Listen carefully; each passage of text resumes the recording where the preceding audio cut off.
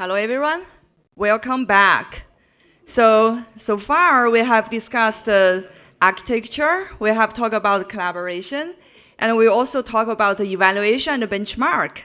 So now let's move to enterprise practice. So the key questions now is what happens when agents enter the real organization? Now we will move to our panel in the afternoon. Is Agentic AI in the enterprise, rethinking software and work. So to guide this discussion, please join me in welcome our moderator, Christian Maitre, the CEO of Caspari Lab. So let me hand over the stage to Christian and welcome our panelists to the stage.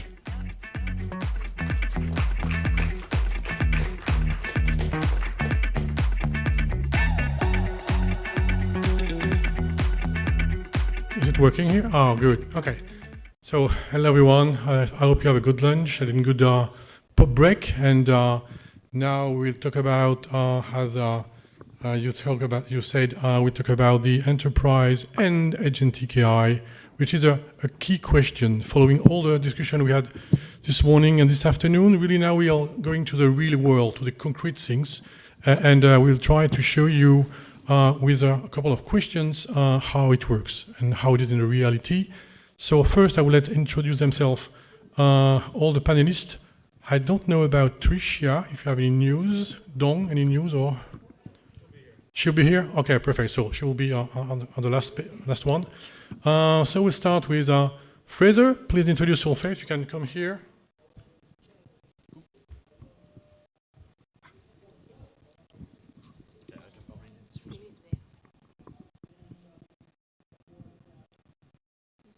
Oh, cool. Thank you. Hopefully this will show up. Oh, there we go. Hi all. So I'm Fraser Edwards from Checked, CEO and co-founder. So originally we are a decentralized ID, a decentralized ID trust infrastructure network focused on kind of reusable KYC, data and information for individuals. But more recently we have been focusing on to give a bit of background as well before we founded Checked. So obviously led or founded Checked initially, but historically worked with Accenture for 5 or 6 years, building trust infrastructure for digital identity, working with the likes of the World Economic Forum, a couple of governments, and also separately working on CDBCs, so doing cross-blockchain atomic swaps. And across that have led large projects, so KTDI, but also niche down into pretty deep technical architecture. And more recently is kind of that history underneath about Checked, the company. But where we've been focusing more recently is on governance and compliance for AI agents as they go into enterprise. So how do you know who built an agent, who has operated on it, whether it has been audited, to what degree, is it competent for the scope that it has been given? Just a couple of quick anecdotes on that. So I'm not sure if this made news in France or in Europe, but in the UK, Gemini was called out repeatedly for providing health advice, and incorrect health advice because it's being trained on Reddit data. And as a result, it is providing data it is not qualified to offer, and therefore we need to kind of revise that back. So now our focus is operationalizing that kind of process where every agent has that kind of identity or at least a reputation. It is anchored to what it is capable for, who it's been built by, if it's been audited, and also that ongoing kind of compliance. So no longer having a one-stop kind of snapshot of this, moving more into this overall kind of continuous compliance stance. Cool, and I'll hand over to How? I think it's yourself. From Easy How Easy. Thank you. So we just need to switch from the correct one presentation. Yeah. And I know your presentation is a little longer, but 5 minutes maximum. Okay. Hello, everyone. So I will start from a simple storyline. I will introduce myself and I will tell you a story. So good afternoon, everyone. I'm Dr. Hao Li, How Easy AI founder. So before starting my company, I led AI project At IBM, Sodexo, Capgemini programs about AI transformation and AI pilot, AI adoption. So majorly helping large companies and public institutions about AI transformation. So I have seen both worlds, how companies operate today and how they are about to transform tomorrow. So my view is simple. We are moving from software tools to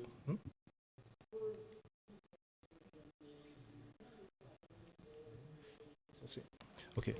So my view is simple. We are moving from software tools to digital co-workers.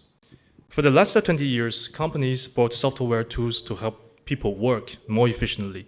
In the next 10 years, they will deploy AI agents that can work alongside people. This is a fundamental shift. That's the point I want to say. So traditional SaaS is more interface-driven. Human login, navigate the system, click on buttons, and then move data. But now AI agents is more results-oriented. That means we only need to define a goal, and AI agents plan tasks, call tools, coordinate workflows, and deliver results. So the real question is not, will AI replace SaaS? The real question is which layers of software disappear and which layers become strategic infrastructure. My view is simple. Many interfaces will disappear, but systems of record like ERP, CRM, finance, compliance remain essential. AI agents will sit above them to serve as an intelligent execution layer.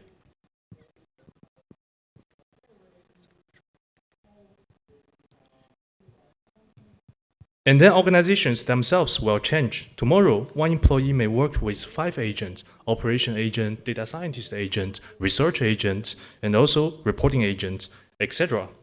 The best of professionals will no longer be those who do everything by themselves. Instead, there will be those who can lead human plus AI teams. So when we move to this slide, we want to ask the question, what are the real barriers today for enterprise to adopt AI? I think later on with Christian, with other colleagues, we will deeper dive into this topic. But here I just start the starting point. Not model intelligence, not prompt engineering. It is more related to trust, governance, accountability, and workflow redesign in the target operating model. So organization change can take years. While technology can be deployed in weeks. So the real gap is not technology itself, it is the organization. That is the gap. So finally, to close, my conclusion is that, yes, SaaS tool will be fewer. I mean, the interface level will be replaced by AI agent more and more. And then fewer licenses, more capabilities oriented to AI agents, and fewer tools and more AI agents deployment. It will be humans empowered by well-governed AI agents. They collaborate together, escalate information, escalate issues, share memory, and follow the same governance rules, continuously improve. That is exactly why I built Ionos, the multi-agent AI operating system platform to help large companies and also OPC, one-person company in the new model. Thank you. Thank you all. Let's introduce now Pierre-Yves. If you can go on take the mic, yeah. And please just introduce yourself. And here are a couple of slides also, so please. Thank you, Ao, for the introduction, for the software part. Hello, I'm Pierre-Yves Gibello from OW2. OW2 is an open source foundation, let's call it this way. In France, we would call that an association. It's a non-profit, which was founded in 2007, so it's quite an old organization. Concerning me, it's the same. I am involved in IT for more than 30 years, including 25 or maybe a little bit more in open source. with also past affiliations in entrepreneurship and teaching at the university level in an engineering school.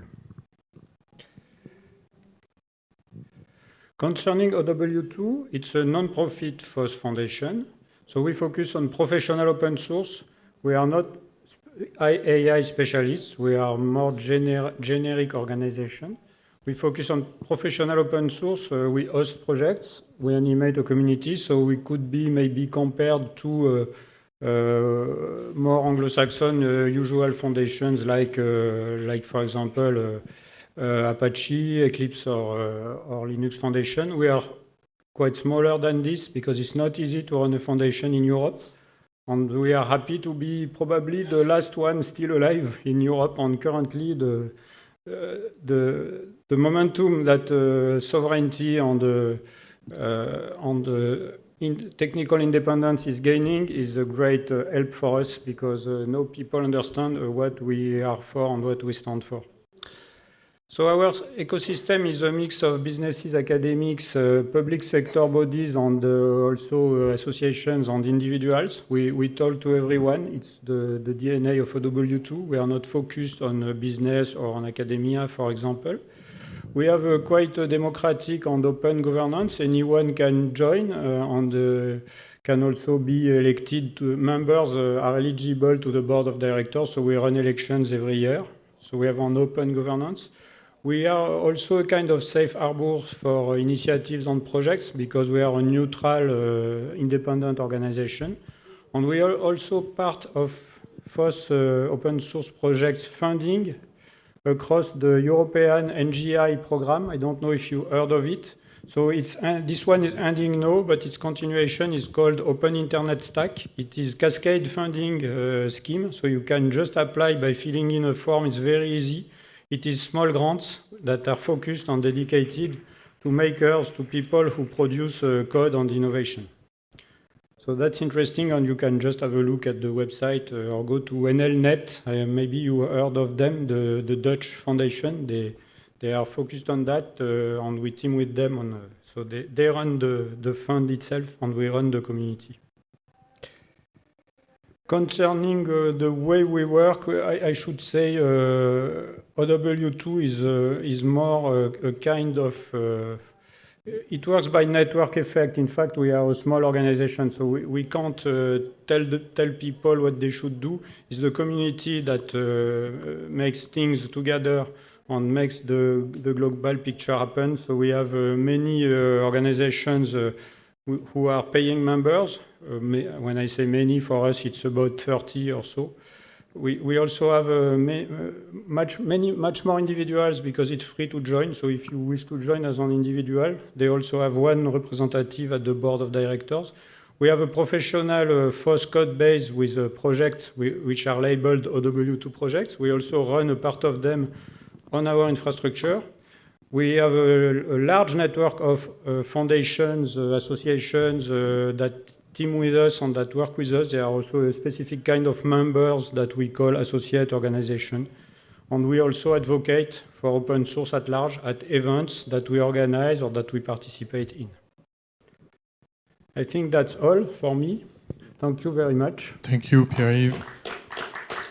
And now, Guillaume from Carrefour or Google, we don't know exactly. As you wish. Everyone John makes Jacket says Google. the mistake. Yeah.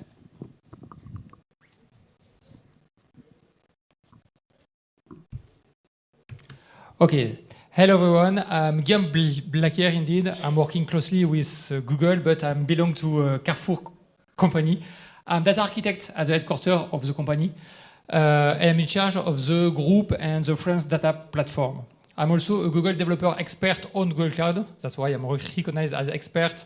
We are 300 in the world to have this kind of recognition, and that's why I'm branding also with Google swags. So what is Carrefour? I'm sure you know it. No, it's not this one, it's this one. Yes, you know it. Carrefour is a large retailer in Europe and in the world. We are dozens of countries. And we have many data. That's why to be as a data platform at Carrefour, it's very interesting because we have a lot of data. And just to have a quick overview of this data platform, for example, we have a lot of producer and consumer of data.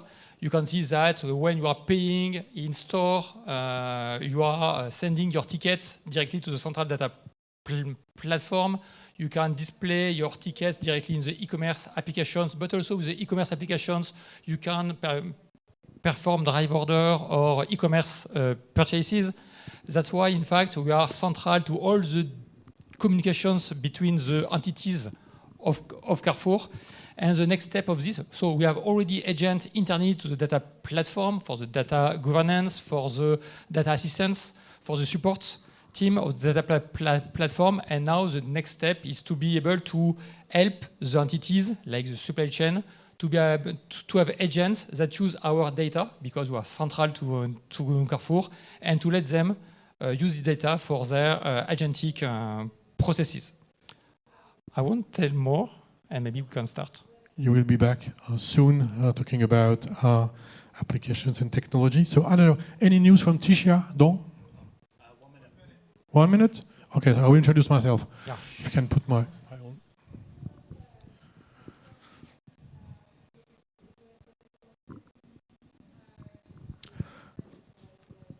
Yeah. Thank you. So my name is Christian Maitre. So I am the founder and CEO of Caspera Lab. Caspera Lab is an advisory company that today is really talking with all top management of, let's say, large accounts in the world, explaining why they should envisage the AI transformation, agentic AI in their architecture, in their culture, to be able to not to die in a very short future. So that's quite a complex position to explain that if they don't take some new posture, they will really have some problems. But that's my daily routine. And today, just also because I'm working on many other projects, like for the TM forum with open source platforms, we developed a couple of different things with also I discovered OW2. We were talking about that just a few months ago, working with this structure, and also Linux Foundation with the Metaverse a couple of years ago. So we are really engaged in this, let's say, revolution of systems in Caspera Lab to explain to big groups to transform themselves. So that's my background also about CIO in Orange Group. So that's where also I'm working a lot in international positions. And so I think Tricia is coming, if I see her well, and I will just pass the floor to Tricia before starting the discussion. I'll let you let your luggage down, and just to say that after Tricia, we will start discussion about 4 questions. One about the, let's say, technology, the application, the SaaS model versus agentic AI, the one about the transformation of work, one about the barrier to all of these things, and one about the new business models that all these things will imply in the daily routine of enterprise. Very focusing on real things. I will give, and they will also give some numbers. That is the deal of that panel, to give you the concrete things. Tricia, nice to see you. Hi. The floor is yours. Thank you.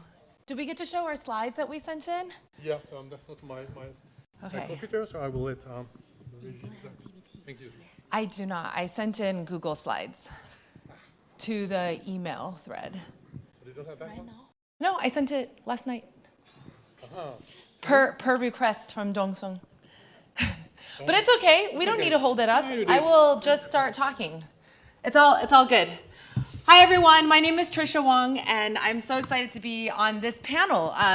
The topic of enterprise AI, I think, is one of the most important issues right now, because it's where the issues of application of AI and national security issues need to be dealt with. And right now, the work that we do here, so I'm the co-founder and CEO of the Advanced AI Society, and we are an industry association for the field of verifiable AI. And you probably haven't heard the term before, and that's why we have an industry association, because most of the world, most enterprises just know of AI, And what we're saying is there's this whole other field that's needed that's called verifiable AI. And if you want to trust what your AI is doing and you need to verify what's happening and you want to figure out, well, in the world of agents, how do you actually know that an agent authorized, that agent had a human authorization and delegation? Enterprises, I think companies, nation states, individuals are all going to start asking as AI grows into more domains, how do I trust my AI did what it said it was actually going to do?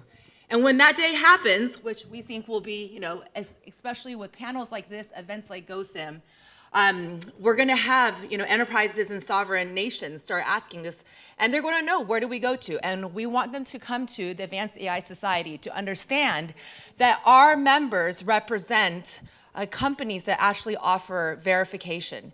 And so what I'm excited to talk about today is with my panelists around the need, the importance for what we're doing around verifiable AI and closing what we call the verifiability gap, which is proving what an AI did and that they actually did what it said it was going to do. And this issue is even becoming more important in the age of agentic AI. We have many of our members here and many of our community members. I'm excited to see Fraser here on stage because there's all these companies out there that now are starting to offer what we call proof of control, which is verifiability of the AI stack. And it's using technology that's been in the Web3 world. It's often decentralized technology. It's often blockchain. It's often using it's always using some form of cryptography. And this is why we're working with companies to create what we call a proof of control cryptographic verification standard. And I hope I can convince you that this is the most urgent standard that has to be interoperable, has to be open source. This is the standard that we all need to work on if we want to create to create AI that we can trust. And it's our thesis that it is impossible to talk about responsible AI or AI security or AI safety without talking about cryptographic verification. And every individual, every company, every nation state is going to want to figure out what this is. And instead of every company figuring it out on their own, we think it's actually in the interest of the whole world and of enterprises that we figure this out together. So in our standard, we have Frontier AI Labs working with us, but we also have, NVIDIA, we have SAP, Google, Oracle, all those companies all signed up working with us. And all of our members are also leading that charge. We have a leadership team of AI security people. And so if you're interested after, our panel discussion, I don't have a QR code here from our panel, but please feel free to talk to me or Fraser, who's also part of our community. And we have also other people here about how to join the cryptographic standard to work on this. And is there anything else that we're supposed to say in our introduction about what we're doing? Okay, great. Well, I'm super excited. I'm going to hand the mic over to you. Thank you. So please take the seat. And now we'll start this discussion really together about the enterprise and the agentic AI. So just a few, I love numbers. So I will give you a couple of numbers about the markets, about how it works, about how many people are, the percentage of usage, and so the market of today, agentic AI in 26 is about $11 billion, which is a huge market, globally speaking. It's not just only a small, let's say, POCs, but that's really a good market. 40% of enterprises today have tested or are testing some POCs, more or less. Only 11% of these POCs somewhere are deployed. When you talk about some more specific things in terms of agentic AI, it's more like only 5% of these POCs are going to production and having some impact. So it's really a few of them to really be honest. A lot of efforts, a lot of things to be done, being done. But definitely we have a long journey still to go to the real, let's say, usage of that. So the first question would be about this software and the SaaS models and agentic AI. So we used to have, since decades, let's say the use in the enterprise about big software like SAP or Oracle, all these things, with lots of screens, UI to learn, to really adapt. And today it's a real evolution, or maybe a revolution. That will be some kind of the question. how can we imagine the future of these things? Will these packages of software, again, not to disclose anything, but Microsoft things and all these Oracle, SAP, and so on, will they disappear, or will they just be partnering with the agents? Or can we think about a very complex ecosystem that will be produced by agents to agents, agents to packages, and so and so. So my first question will be that one to how, please, if you can take the floor. Yeah, thank you, Christian. As I just presented previously, that in my opinion, it's not a question will AI agents replace SaaS tool or not. It's a question that's which part, which layers AI agents will replace current SaaS tool. In my opinion, that currently, as we know, that generative AI is quite powerful at chat parts, at comprehension, understanding intention from human side. So interface level, in my opinion, traditional SaaS is quite a laborious process and very huge, cost to the training about employees, how to follow the user. User guide, the way to use that. But I think in the future, it's more like I said, many interfaces will disappear, but essential parts will remain. That means ERP, finance, CRM, all these will remain. But for the underlayer, I mean, in the top layer, there will be an execution layer. That means agents, single agent or multi-agent that can do execution in that sense. So also related to your question, I think maybe fewer license and also linked with this topic, the theme of this event, and that means open source. Open source can accelerate, the adoption and also the iteration. That means if you look into the open clause, things like that, agent that evolves daily. Release, it changed the pattern thing about traditional SaaS tool. But of course, I thoroughly believe is the third mode you just presented is a new ecosystem with the AI on the top and the traditional SaaS tool under the layer. And then, of course, we need to make sure that access control, security, all the things can be solved, and also verification, things. Yeah. Yeah, thank you all. Guillaume, maybe with your vision on the Google perspectives also. Yeah, I won't talk about on the name of Google, of course, but I can see that SaaS applications are we are using a lot of SaaS applications. I'm not sure that the interface will disappear, but the interface will change radically because the SaaS provider will integrate their own agents to be able to manage, create our own canvas, our own UI, because you can take Gmail, for example, will send email with agents, but sometimes you want to have a look on your emails, a look on your backlog, but not the interface that Google proposed you. You want your own interface, and maybe you will chat with the Google agent to tune your interface for your usage in the end. We can also imagine some SaaS applications very open and open source oriented, and any agent will be able to interact with them. Just before you talk about SAP, not sure that SAP will open all the API to let any agent to interact with it. I'm sure SAP or Salesforce will have their own agents, and we need to discuss with their agents to be able to achieve what we want. But it's also a part of their business model to keep their money a little bit. And do you think there will be a danger for them doing that? I think no joker. Yeah, no. In fact, it's in their business model to have the IP, the ownership or their own APIs and data models and so on. It's their own business model, and I think the AI will continue this way. Okay. Any question about the timeline about all those transformation on using applications versus agentic AI? Any idea on when that it will that be very changing next year, 2 years from now? change fast, but the user adoptions will be slower. In fact, I'm sure the technology will be ready maybe this year or next year. Maybe the change will be occur in the 3-5 next year, the time that the user are more familiar with agentic. Fraser. Yeah, I think it depends on the stage of company you're at. If you're building a net new company from scratch, you are just going to go fully agentic and everything will be net new. Yes, there'll be SaaS underneath it, but it'll all be orchestrated by agents. And I think a lot of us building companies now are doing it exactly that way. If you're an existing enterprise, that you have an existing stack, and it's almost like an iceberg of like, there's going to be this little surface that everyone sees and a whole thing underneath the surface, it will just take a huge amount of time.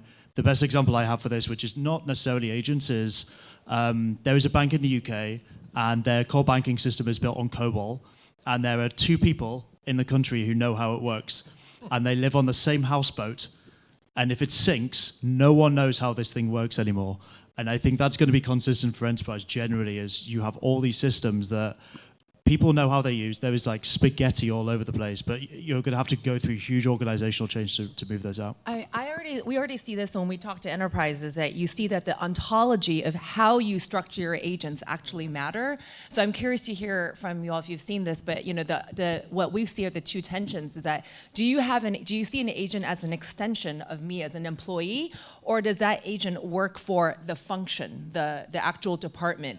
And then you see what happens when organizations haven't thought this through, especially in an enterprise setting, a larger enterprise, is that if an employee leaves, because employees are redundant, they're built to be like that in a large enterprise model. And so you have like redundant agents actually working off each other instead of thinking through, perhaps the agent should work for the organization. And then what happens if you have an agent working for you and you leave, and then the agent continues on, then there's like agent debt going on, the agent's still doing their thing. So I think the actual way we even architect and frame an agent in an organization that requires scaling, we haven't even figured that out yet. And that's part of why agents have not deployed. Even thinking about how do you even release your agent going into a multi-cloud environment. Right now, most of it is like in an enterprise setting that we see is that it's safer to have just your agents operating within your own cloud structure. So those are the big tensions we see that prevent this scaling or going beyond the pilot. Yeah, great point. And how do you feel about the enterprise posture versus this? Are they ready today, or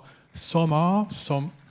Yeah, I don't think many are close. And I think part of it is because if you look at the kind of revolutions that have come through, like we've only, arguably in a lot of countries and a lot of industries, we haven't even theoretically finished like the digital transformation. So there's still organizations that have just moved from paper into something that is like a reasonable data store. And you're probably seeing this most, Guillaume, like there are loads of places that don't have a solid data layer and the APIs don't exist for most of these systems. So then you're having to get like almost like robotic process automation is only something that is like has been rolled out for many, many years. And that's starting to be moved over into agents. But I think for a lot of organizations, they don't even have the data infrastructure available yet to even get to agentic stuff first. Yeah. And the areas that I think though agents are most easily deployed now, realistically, are areas, problem spaces that have been quantified the most.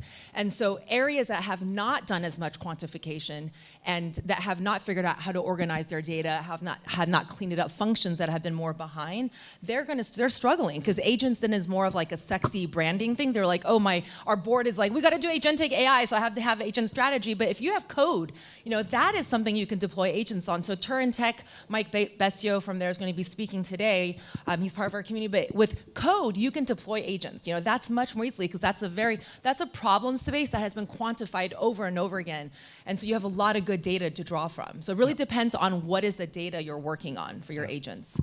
And just to finish the question about this SaaS and application, and so data is a real problem everywhere.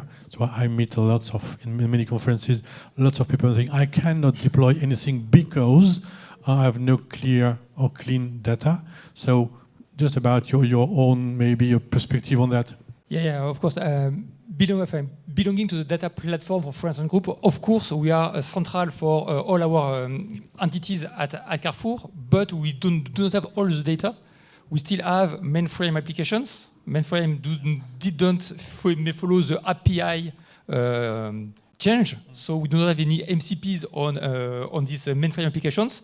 How to get the data? We are replicating the data in the cloud, but it's not in real time. So the sum of the data, because we are a legacy company, a very old company, yes, are difficult to get, and we try to survive and to advance with this. So back to my question about timeline. So that is one great, let's say, break on this. Depends on the applications. Yeah, sure. Yeah, exactly. Yeah, of course. Okay. Any other points about this application to agentic things? Pierre-Yves, maybe? On that topic, on the applications. Yes, more globally, because I'm not an AI expert, except I have probably the oldest university degree in AI in that room, because mine was obtained in 1991, so it's 35 years ago. And at that time, we were talking about expert systems. And expert systems had a lot of similarity with what we are talking about today.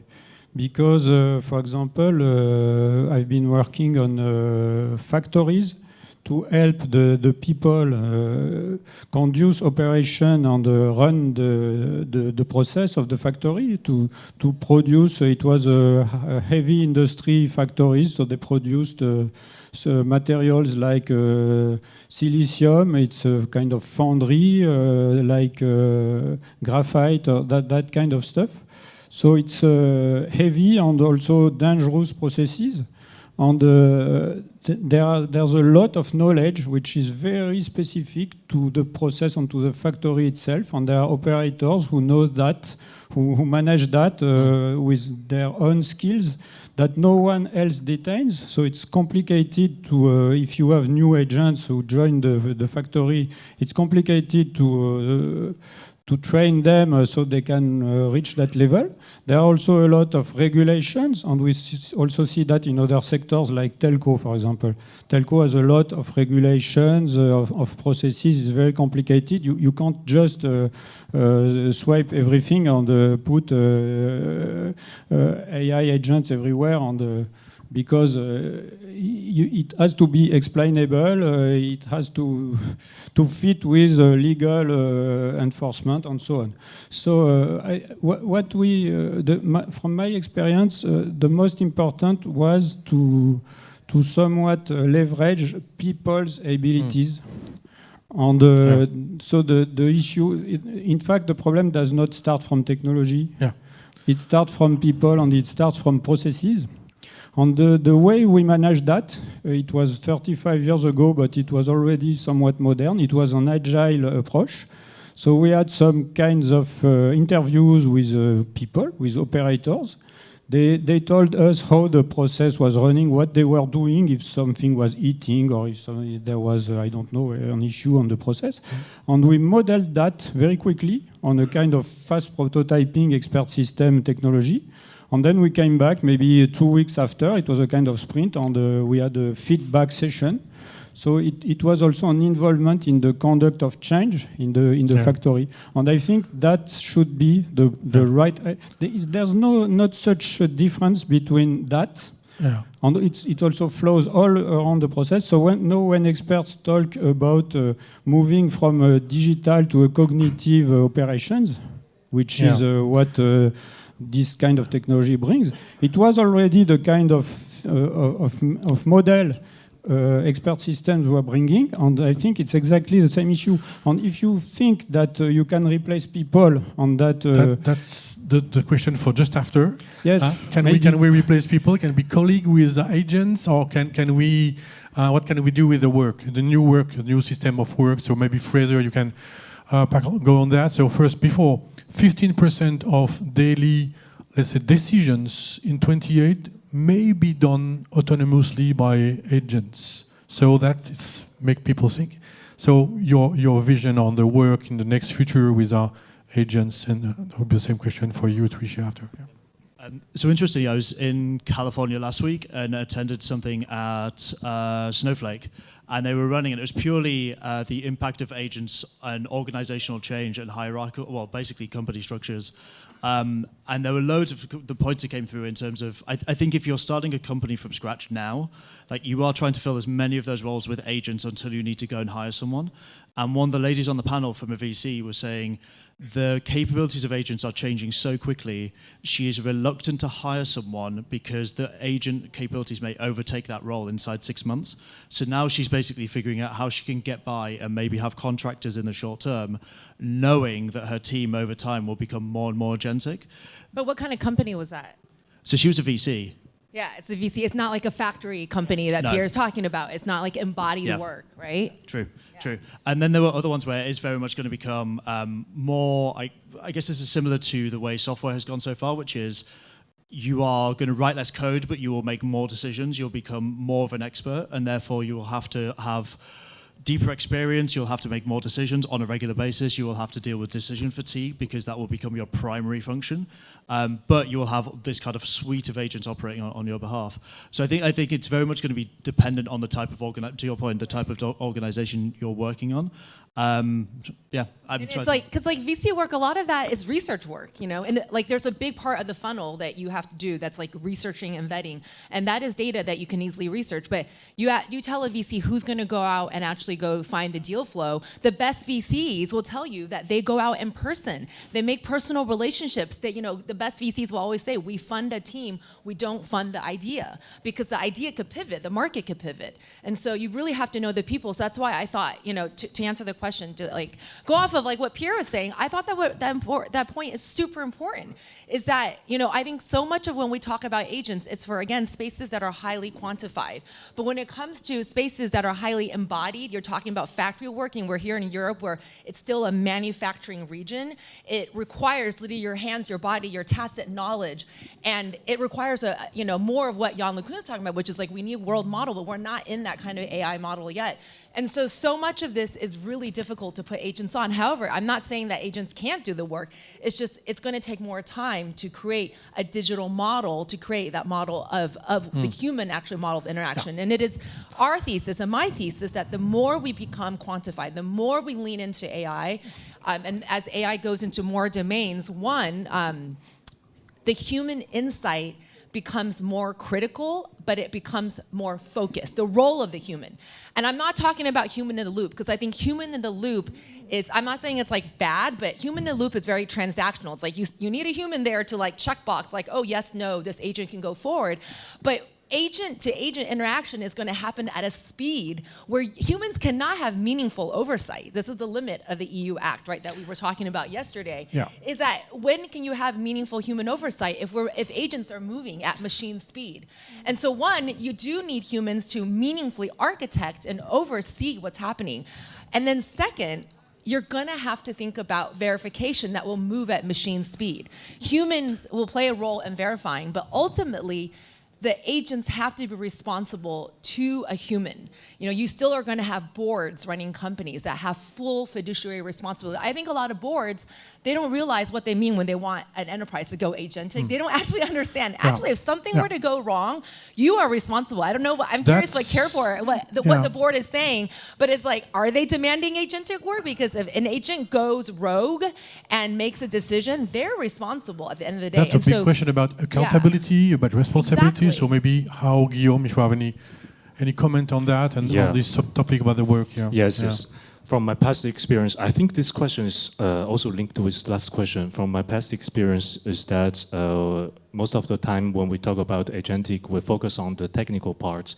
But instead, I think today, if we talk about that in an enterprise environment, especially in Europe, I think the real barriers or the real difficult parts or people try to sometimes neglect it was the part is the target operating model or the change part, AI strategy part. Why I say about that? I want to answer that. I think it will always be human centric. Why I say that in this way? Because now, we like hearing that. Because nowadays I think the evolution should be a natural way. It's not like a rupture and you have suddenly tomorrow all AI agents deploy everywhere. So my point is that today enterprises, how they can transform into that state. That means you need to respect their target operating model today. You need to respect their decision flows today. You need to make sure each decision, each execution by agentic or multi-agents can be an owner behind that. It's more like a data owner, you know. When we build data warehouse, we should have the data owner behind that. So that's my point. So my point is that even in the future, we can already, you know, embrace fully AI agents. I think still people inside it to decide where we can go. That's the sense in the enterprise environment or condition. But if we want to say it widely, you know, maybe in the decentralized space, you know, maybe AI agents can do more things liberally. It's not in the enterprise environment. So in the enterprise environment, I do think change is not negligible, and especially acculturation and how you can let people. For me, AI agent could be digital coworker. We should not think it as a black box. Black box Replacement and black box. Yeah, clear. Okay. Any comment, Guillaume? I thought. Yeah, just a small comment about the board. In fact, the board asked us to have agents. They did, so that was great. Yeah, of course. But the question of accountability is not yet, because in fact we have two types of agents. We have assistants, agent assistants. So it's an operator, an employee that discusses with the agent to take actions and decisions. This time the employee is responsible of these actions. You have also autonomous agents that is part of a team that is able to achieve a task as anyone in the team. And this time, who is responsible? The team, but who in the team? Maybe the team manager, the team leader, I don't know. But yes, the question is open. So I was just going to say, I think that's why we kind of need to start using different words for these things. Yes. So to your point, a coworker is wildly different from an autonomous agent. Yeah. And then I don't know if either of you have seen that. I don't know if any of you have seen this as well. You then have AI workflows that are also being called agents, even though it's technically an NA10 workflow that just has an LLM dropped in at strategic points. They're not all agents. They are wildly different things, especially on the accountability point. Perfect. Next question for you guys, Guillaume and Pierre-Yves, about the barriers. So we started with you about data. That can be a barrier to introduce all these things. Do you think any other barriers should really slow down or avoid the introduction of these things, autonomous agents or co-workers? How do you think about this can be break or stopped? And the question will be for everyone, I think. Yeah, in fact, the main barrier right now it's about reliability and trust. In fact, the both are in the same, and security. I have many surprises to be able to authenticate the end user when he discuss with the agents, and to have to see the token of the user in clear text in the logs. Wow, the agentic framework are not really ready to manage the security, so the security is a real problem right now. And for us, it's a really problem for the adoption for external agents. We have internal agents, so no problem, we can manage the security internally, and we trust each other right now. But to expose them externally, security, trust, reliability, how to be able to do like Air Canada and to have an agent that propose voucher to have discounts. No, we don't. In the vision of something like an ecosystem of agents talking to other platforms, so that's absolutely a key problem. To have this trust, this capability to be really connected without any problem of security. We had in France last time, quite recently, a big problem with the Agence Nationale des Titres. So yeah. Of course, so to have agents internally, no problem. We can discuss with different agents, with A2A, we are discussing with different agents internally at Carrefour, but to ask agents externally, it starts to be difficult. Even to external MCPs and stuff like this. Yeah, we are very clear. cautious with this. Pierre-Yves, about this barrier. topic. Yeah. Yes, I should say, someone told me in a conference some time ago, it was about data, but he told me that data travels at the speed of trust. And I think it's exactly the same for AI. So the key is trust, because you need explainable processes, you have regulations to respect and so on, you have responsibilities. So that's the main issue. And also, not that, I mean, some managers want agents everywhere and so on. So they believe that they will decentralize decisions, that they will make decisions close to the problem and so on. So it's a kind of decentralized on the highly orchestrated organization. But I mean, why didn't they not implement that with people? If they don't trust people to do that, how can we imagine that they will trust software to do it? So the first thing is you should think in terms of organizational pattern first.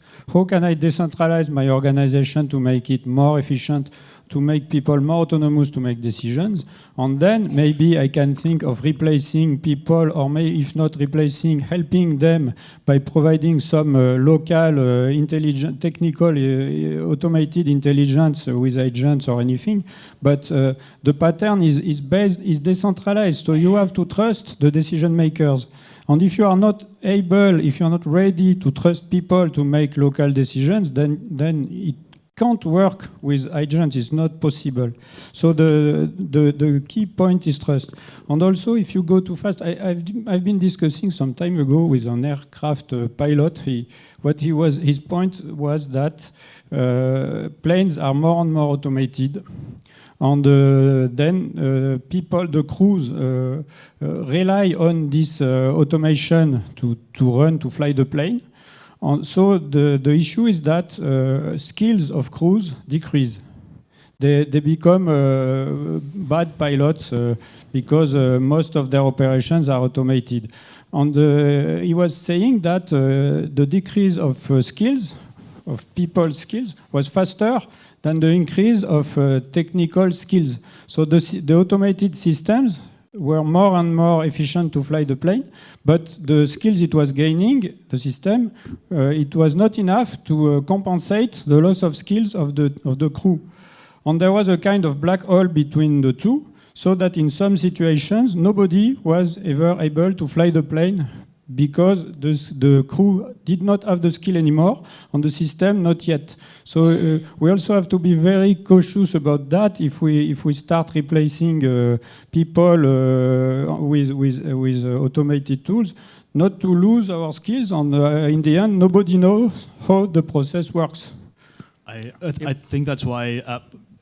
Why Meta is recording, it's dystopian, it's why Meta is recording everything that's happening on their staff screens now, because it's allowing them to codify all these things that aren't written down anywhere. To your point, like, if something happens, who do you go to? If you need an approval, who do you go to? Even if it's not written down in a document.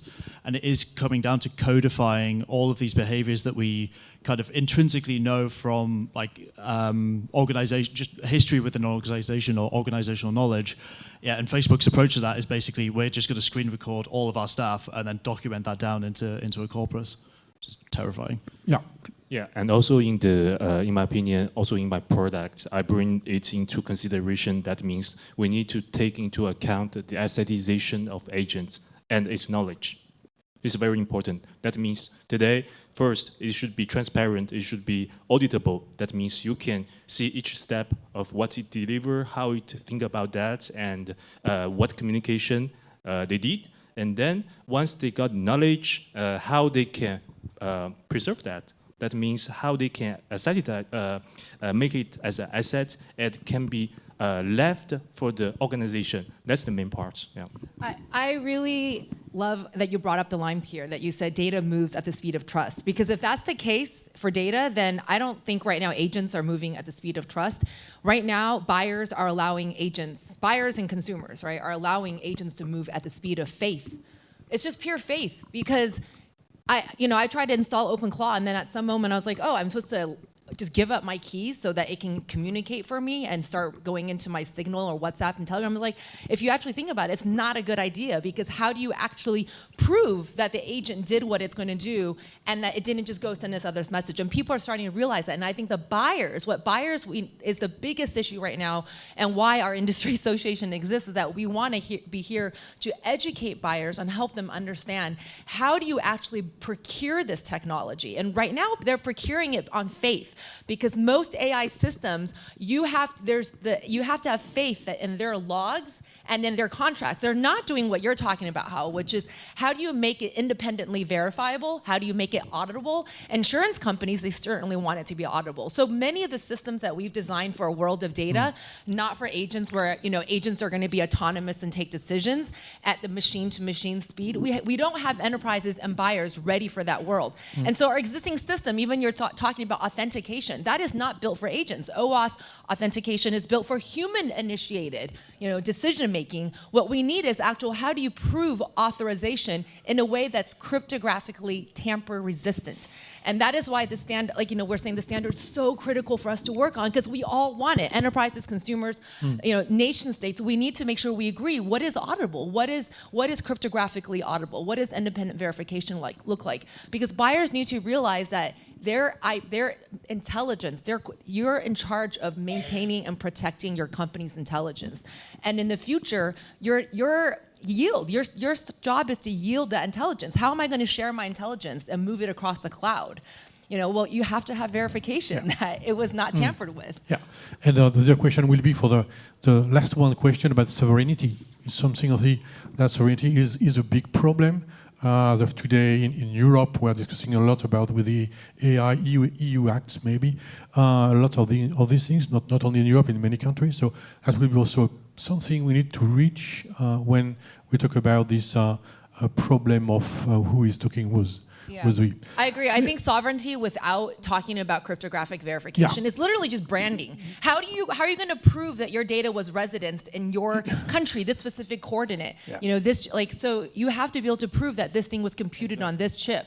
So I totally agree with you that sovereign AI is a big issue. So last question, that will be about the business models. Globally speaking, you are already engaging on that way, talking about the barriers and so in 2030, something like, there will be 1/3 of the applications in enterprise that will be agentic AI driven. So there is not only agentic AI, but there is a mix of things and an agentic AI inside in the middle. It means that all the model of buying or the model of selling for the software companies will change.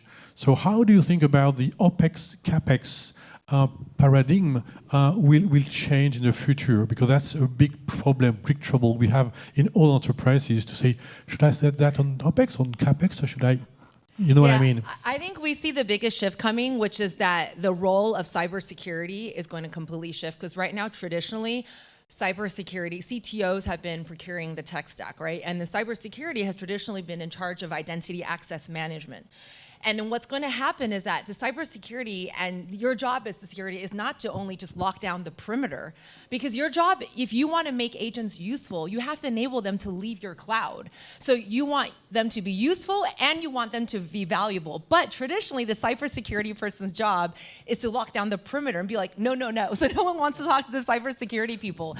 And so I think we're going to see a big shift in the enterprise, is that cybersecurity is going to play an elevated role. And you see this in certain EU countries where it's interesting how they've adopted the AI, responsibility. Like in Italy, I learned from Professor Nino yesterday, is that they made, this existing cybersecurity agency responsible for AI. Whereas in Denmark and Sweden, for data, the data agency, protection agency, took on AI. Right? The EU Act said any state, you can decide how you want to be in charge of AI. So I think in the enterprise, we're going to see these arguments and it's going to look different for every company. Is where is the center of excellence on the purchasing, procurement decisions of AI going to happen?